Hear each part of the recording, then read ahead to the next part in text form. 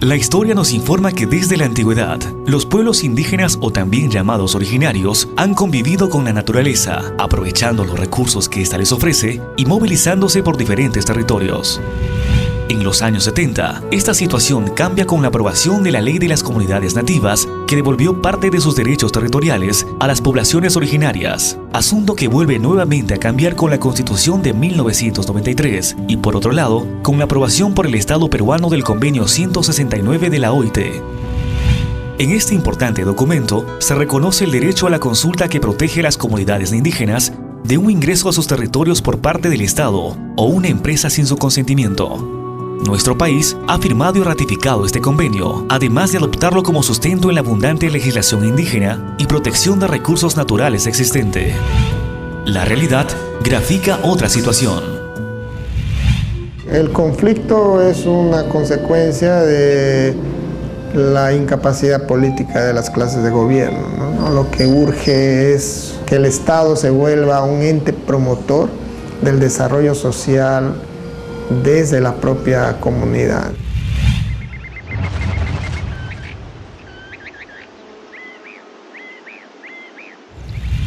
Yo creo que una parte importante en la formulación de estas políticas va a ser el proceso que tengamos que hacer para conversar con los pueblos indígenas, para poder ver de qué manera también aquellas necesidades o aquellos requerimientos tienen que convertirse en una política para la región. Lo que nosotros buscamos es que estas políticas puedan generar el desarrollo humano que requerimos, pero un desarrollo humano sostenible.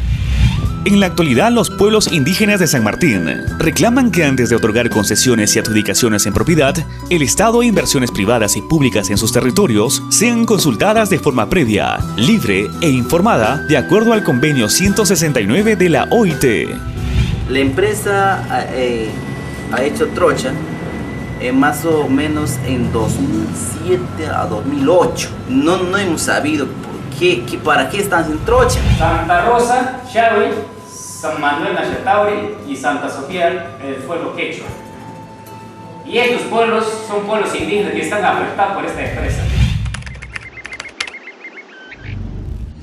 Imágenes como esta no solo fueron brutales por la extrema violencia que se empleó para resolver una situación de protesta, por las muertes ocurridas o responsabilidades no asumidas, sino porque a raíz de este momento, el resto del país reconoció la situación de las comunidades indígenas y se gestó la necesidad de tener una ley de consulta previa, un derecho que el Perú ya le había concedido a las comunidades año a año con la suscripción del Convenio 169, pero que las autoridades parecían no importarle.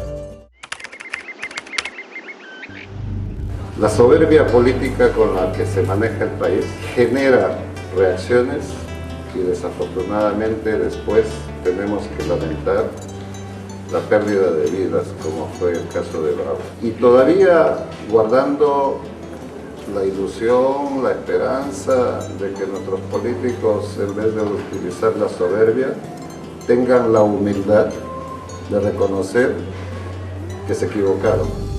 Pasan unos años y nuevamente existen algunos conflictos planteados por las federaciones indígenas relacionados a lo que era vulneración del derecho al territorio y a la consulta.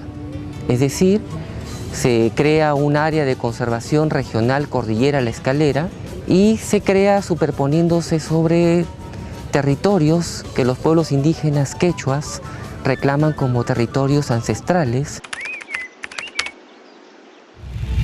Es así como a finales del año 2009, las federaciones indígenas realizan acciones de incidencia ante el gobierno regional para la formulación del documento sobre la ley de consulta previa. En San Martín, el escenario se marcó de pasacalles en las calles, visitas a los medios, explicando la necesidad de contar con una ordenanza regional de consulta. La ordenanza regional es muy importante para los pueblos indígenas para conocer nuestros derechos como pueblos indígenas, incluyendo el convenio 169, que es muy importante conocer ahora en día, más que nunca, los pueblos indígenas, lo que antes no hemos conocido. Una estrategia interesante fue la conformación de una mesa de trabajo por los derechos de los pueblos indígenas, que, entre otras cosas, centró sus energías en consensuar las opiniones de las partes interesadas en el tema. Opiniones que se plasmaron a finales en una propuesta de ordenanza regional. La Federación de Pueblos Indígenas Quechua de la región de San Martín, CEPCA, nosotros le calificamos de una manera transparente, coordinada y con mucha responsabilidad de los pueblos indígenas y sus sapos. Hemos aprendido a hacer las cosas muy concretos, hemos aprendido a conversar con el Estado peruano, con el gobierno regional y también, por qué no decir, con las autoridades locales. Bueno, la mujer Xavi ahora creo que han formado una federación de las mujeres, incluso he incluido también Xavi. Entonces también ellos aprendieron parte del proceso. Entonces ellos también han llevado a su comunidad a enseñar a los demás mujeres Xavis que también cuál es el tema. Entonces ellos también ahora aprenden, ya saben cómo es el proceso, qué es el proceso, a qué se llamaba el proceso. Sí, una de las primeras demandas indígenas era el tema de, ante la vulneración del derecho al territorio a la consulta, se acuerda formar un grupo de incidencia política. Y este grupo de incidencia política tenía que desarrollar una propuesta. Es así que se produce a nivel de la mesa de diálogo comisiones técnicas para la solución del caso Ecoamérica como para el desarrollo de la propuesta indígena. El 16 de septiembre en la ciudad de Zaposoa se entrega el texto preliminar de la ordenanza al vicepresidente de la región, profesor Javier Ocampo Ruiz.